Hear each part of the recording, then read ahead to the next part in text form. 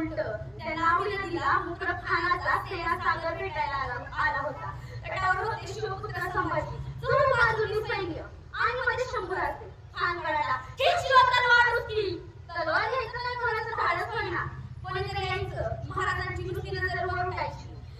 4 पावलं मागं राहायचं, काय कोणाचं धाडस होईना. अखेर छत्रपती संभाजी महाराजांना श्रीमंत करण्यासाठी खानाने चोर बाजूनी तोरणं फेकले आणि छत्रपती संभाजीराजे कैद झाले. होय, छत्रपती संभाजीराजे कैद झाले.